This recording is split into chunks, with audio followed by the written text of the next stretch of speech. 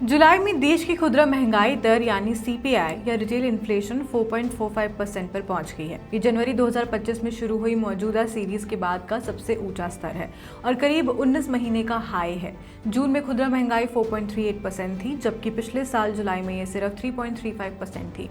यानी एक साल में महंगाई का दबाव काफी बड़ा है।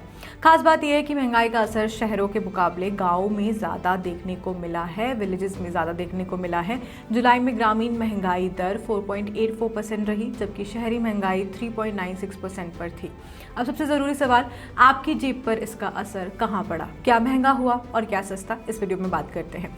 सबसे पहले खाने पीने की चीज़ों की बात करें तो जुलाई में खाद्य महंगाई दर बढ़कर 5.52% हो गई, जो जून में 5.32% थी और कुछ चीज़ों की कीमतों में तो ज़बरदस्त उछाल देखने को मिला है।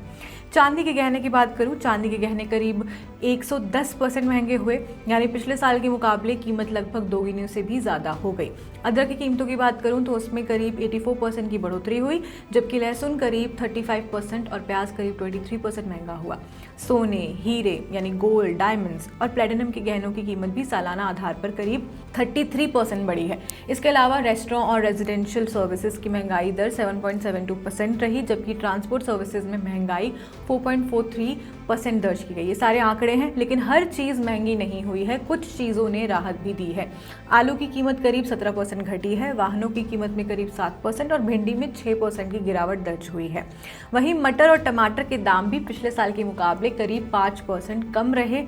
अब इस बढ़ती महंगाई का असर इकोनॉमी पर भी पड़ सकता है। फिच ग्रुप की कंपनी बीएमआई ने भारत की जीडीपी ग्रोथ का अनुमान घटाकर 6.6% कर दिया है। बीएमआई के मुताबिक महंगाई ऊंची रहने, जीएसटी सुधारों से मिलने वाला फायदा कम होने और परिवारों की आय पर दबाव पड़ने से आर्थिक विकास की रफ्तार धीमी हो सकती है। वित्त वर्ष 2025-26 की बात करूं तो भारत की अर्थव्यवस्था 7.7% की दर से बढ़ी थी, लेकिन 2026-27 में इसके 6.6% तक धीमे होने का अनुमान है। अब बाजार की बात कर लेते हैं।